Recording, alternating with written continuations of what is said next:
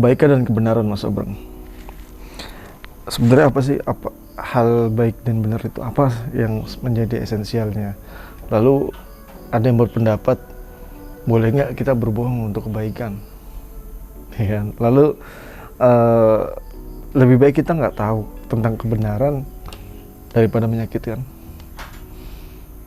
Monggo diberikan pendapat. Oke, tadi 3 poin tadi ya. Ayo diingetin kalau lupa. Gak mudah nih ngomong kebenaran sama kebaikan ya. Saya mengasumsikannya gini. Saya pernah ngomong bahwa kebenaran itu tidak bisa berdiri sendiri. Seperti yang saya katakan tadi, ketika kita ngomong kebenaran, itu ada implisit asumsi terhadap sebuah nilai tertentu, sebuah posisi tertentu. Seperti tadi saya mengatakan makan babi untuk orang Islam Baik atau buruk. Kan kalau tanpa kita punya asumsi bersama menuju surga kan ya. Nah, semakin dia benar berarti semakin inline, semakin kongruen, segaris sama sebuah value tertentu nih, atau sebuah ekspektasi tertentu. Misalnya rumus fisika gini hasilnya gini di eksperimen, oh sama nih, benar. Tapi kan itu juga seberapa yang dianggap sama nih, seberapa persen sih. Misalnya 90% sama nih, udah dianggap bener lah. 89 tuh udah bener atau nah, kan itu nggak mudah kan jadinya. Tetap ada apa namanya, kita nggak bisa ngomong eksak bener tuh seperti apa sih. Tapi konsepnya bener itu jangan lupa, yang saya pengen katakan jangan lupa selalu ada in respect to what kan gitu. Dia berhubungan dengan apa nih, benar apa nih. Kamu jalannya kalau dari Jogja misalnya, kamu jalannya ke Solo atau ke Wates nih, arah Wates atau arah Solo nih, itu nggak bisa dijawab yang bener mana kalau kita belum ngomong tujuannya kemana. Kalau kita tujuannya berbeda kan menghasilkan output yang berbeda. Nah, nggak mudahnya kita selalu ngomong itu bener salah tanpa menyamakan dulu persepsi tujuan. Nah gitu. Begitu juga dengan baik nggak bisa berdiri sendiri. Baik buat siapa, baik dalam waktu berapa. Karena misalnya capek karena olahraga, baik atau enggak nih? Baik kalau kita tahu sudut pandang panjangnya. Kalau kita cuman ngelihat pendeknya, ngelihat capeknya, bisa ngomong nggak baik juga, ini bikin capek badan aja. Alergi sama olahraga itu. Ya makanya ada hubungannya pengetahuan juga untuk bisa mengetahui baik atau benar itu.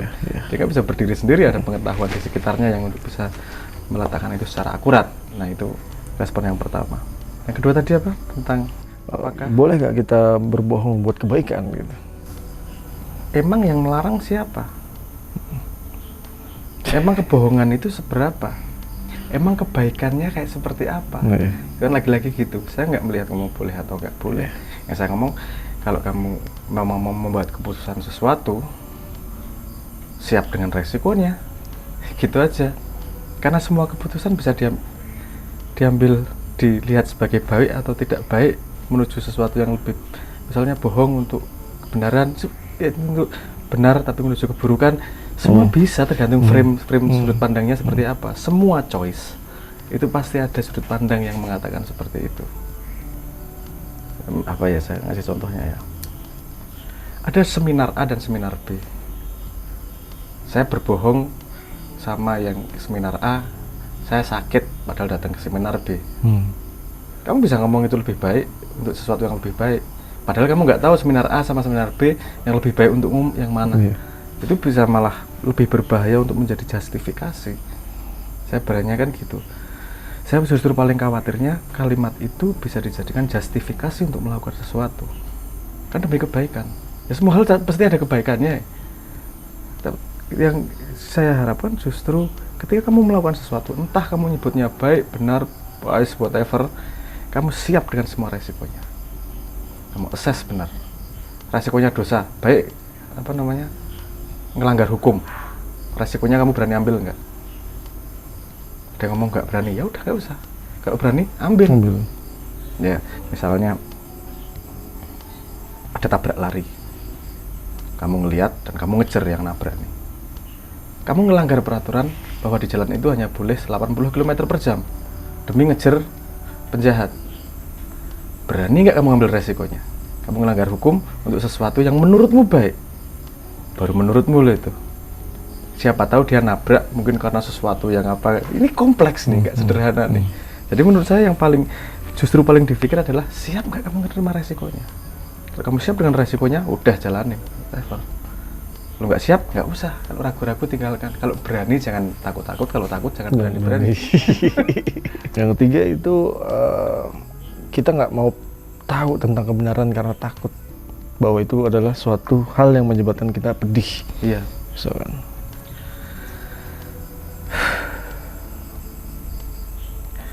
Ketidaktahuan itu tidak menghilangkan resiko. Sama aja. Kayak yang paling gampang ya.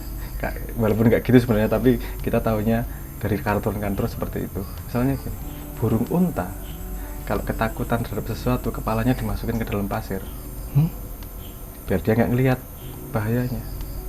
Apakah hilang bahayanya? Tetap ada tuh. Oke, kemudian kamu berpikir pada dirimu, ini urusannya pentingnya bahayanya adalah kamu menghadapi bahayanya atau ketenangan hatimu. Oke, biar aku tenang, nggak apa-apa bahayanya datang. Kalau kamu nggak apa-apa, ya udah siap-siap aja resikonya. Kan ada orang yang nggak mau itu, aku tes kesehatan nanti ketahuan kalau sakit malah nggak tenang. Kalau kamu nggak tahu, kamu nggak bisa menghadapi. Kamu cuma menyimpan bom waktu. Kalau menghadapi memang jadi deg-degan, tapi kamu jadi tahu harus melakukan sesuatu. Menurutku pengetahuan itu kalau dihalang-halangi itu berbahaya ya malahan. Kamu cuma menunda kesakitan, bukan menghilangkan kesakitan itu. Bukan menghilangkan resiko, menunda resiko aja. Takutnya resikonya lebih besar. Dan dalam dunia modern ini betapa pentingnya yang namanya informasi. Kamu tahu informasi 2 menit ke depan saham seberapa, kamu juga bisa kaya raya. Betapa pentingnya yang namanya informasi. Kenapa kamu menghalangi diri dari informasi? Mungkin ada yang takut dengan overthinking, yaitu latihan pakai otakmu, sehingga menjadi sugesti. Jadi sugesti dan seterusnya. Kalau kamu latihan pakai tanganmu kayak gini bisa, otakmu jadi latih lah. Kapan suruh berhenti, kapan suruh gini, sama banyak macam-macam caranya. Ada pakai wiritan, pakai mudra, pakai meditasi, banyak caranya macam-macam. Mau nggak gitu aja. Jangan buruk muka cermin dibelah lah. Nggak bisa mengubah esensial muka. Kan nyalain ke sana. Kamu kalau ngelihat ke cermin, pengen lihat dirimu tersenyum, itu bukan cerminnya diginiin, tapi kamu yang tersenyum. Masuk ditutupi, masuk menutup, nggak mau tahu karena nanti nggak tenang hati. Itu berarti kamu dengan sengaja ignorance. Kecuali hal itu memang tidak gitu penting untukmu, karena ada lingkar yang memang bisa kamu pengaruhi, ada lingkar yang memang kamu nggak harus perhatikan, nggak apa-apa, ya udah, saya nggak mau tahu itu karena itu nggak langsung berhubungan dengan aku, nggak masalah kalau itu ada ukuran gitu juga. Dan ada lingkar kepedulian. Dan dengan kepedulian juga, ada lingkar perhatian juga kan, ya tergantung di mana, ada hitung-hitungannya juga. Nggak semua hal dalam hidup itu selesai dengan satu rumus. Kalau gini pasti jadinya gini, gini banyak gini. Kondisi yang berbeda pasti bisa mengatakan hal yang berbeda. Karena informasi itu baru penting ketika baru kita tahu betapa berharganya ketika dia disertai dengan konteksnya. Makna dari kejadian itu juga pada konteksnya. Misalnya gini, ada orang pacaran, terus dia ngasih hadiah mahal, dia ngajakin makan dan seterusnya. Itu kejadian yang romantis kemudian. Terus kemudian beberapa waktu kemudian dia tahu bahwa pacarnya selingkuh. Kejadian yang romantis itu tadi berubah menjadi kejadian kebodohan. Yang benar yang mana? Apakah itu kebodohan atau apakah itu romantisme? Itu kan pentingnya silat otak kan di situ kemudian. Kalau kamu mengharapkan sesuatu dari sweetness itu, kamu akan melihat itu sebagai kebodohan. Kalau kamu melihat sweetness, romantis itu sebagai ekspresi kebahagiaan, tidak akan kamu sesali apapun yang terjadi. Karena kamu memang ekspresikan itu dan kamu bersyukur ketahuan sekarang. Karena kamu tidak harus mengalami itu lagi dengan frame yang salah, tapi tidak menyalahkan sweetness-nya. Ya, aku memang pengen romantis, aku pengen menghargai segitunya, itu tidak disalahkan. Feel the moment. Film ya saat itu dengan Iya, pengetahuan pada saat seperti itu, itu iya. ya nggak salah, tapi juga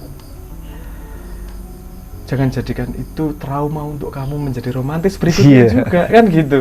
Yang penting diambil pelajarannya aja bahwa kamu mengeluarkan itu tidak rugi apapun Iya, loh. iya, benar. Ini tidak rugi Benar. apapun. Benar. Ya, dibuka aja. Semakin kamu tahu informasi banyak, semakin akurat memutuskan sesuatu. Menurut saya gitu. Ya, dan aku simpulkan sedikit ya, nggak simpulkan, memberikan analogi yang memang sangat relevan dengan kejadian anak-anak zaman sekarang yang mungkin menjadi takut akan pernikahan, karena ada satu apa namanya gerakan di mana tidak mau punya anak, tidak mau menikah gitu, karena satu pengalaman dalam dirinya itu yang dia alami bahwa pernikahan itu seburuk itu, mempunyai anak itu seburuk itu, sehingga dia nggak ingin, mungkin pernah gagal dalam pernikahan sehingga tidak mau menikah lagi. Ya mungkin itu karena tidak feel the moment itu, karena tidak manajerial akal ya mas. Banyak macam sebabnya sih, karena aku juga bisa melihat logisnya di situ. Iya. Kalau ngomong resources yang dikeluarkan untuk punya anak dan keluarga, itu resources yang sangat high itu. Dalam tanda petik orang yang sudah mateng hitung-hitungannya, make sense nggak mau punya keluarga. Iya. Tapi ada juga yang melihat gini, loh memang itu nggak make sense. Maksudnya bukan nggak make sense, memang itu berat banget itu. Tapi itu bagian dari tirakat hidup untuk mengetahui diriku sendiri nih. Iya. Bagian dari kalau aku nggak dikunci dalam satu keadaan yang aku tidak bisa escape nih, gimana aku akan ngelihat keluar terus nih, nggak akan ngelihat ke dalam diriku. Ketika aku dijebak di sini, dalam tanda petik ya dijebak di sini, aku dipaksa untuk melihat diriku sendiri nih, berusaha berbagi sesuatu yang memang nggak bisa lepas lolos nih.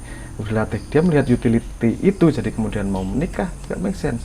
Ketika tidak melihat utility itu dan memutuskan tidak mau menikah, aku sih selalu melepaskan pada decisionmu, orangnya mau seperti apa, akibatnya. Karena kalau melihat statistik, ntar kalau tua tuh ada utilitarian gini juga. Kalau saya sudah tua, siapa yang ngurusin kalau bukan anak saya? Misalnya ada utilitarian seperti itu. Ada naluri dasar dari dalam kalau soal keibuan, dan naluri dasar dari bapak untuk prokreasi. Siapa yang akan meneruskan legacy saya? Ada seperti itu. Itu suatu saat muncul juga yang mungkin nggak bisa kamu jawab kalau kamu nggak menikah. Tapi kalau kamu siap dengan itu, kan milih penderitaan aja nih. Memilih penderitaan yang mana nih? Seperti yang saya katakan bahwa bagian dari itu adalah menderita.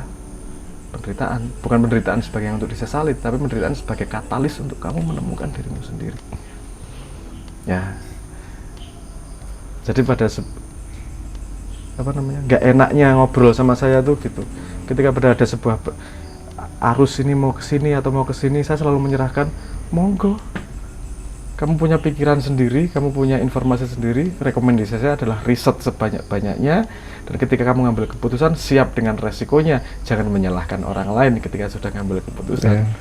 Ya karena saya nggak punya hak terhadap keputusan apa-apa. Yang bisa saya rekomendasikan adalah cara pandang. Ayo berbagi, menurut saya ya kayak ngono. Saya sendiri juga melihat pernikahan sebagai awalnya dulu. Saya melihat pernikahan sebagai kontrak sosial yang memang harus dijalani. Manusia memang sebagai makhluk hidup harus membuat keturunan. Ya salah satu caranya adalah dengan menikah. Ya itu lemahnya dalam tanda petik otak saya. Kalau orang merasa saya romantis, enggak romantis. Saya teknikal banget ya gitu. Mungkin istri saya menyesal juga kawin sama saya. Tapi saya amin. Yo human harus ya kayak gitu emang. Saya nggak ngomong ini sudut pandang yang benar juga. Saya ngomong itu ya bahwa itu bukan kekurangan sih, itu satu perspektif yang manusia boleh ambil juga kalau siap dengan resikonya. Terima kasih Mas Omar.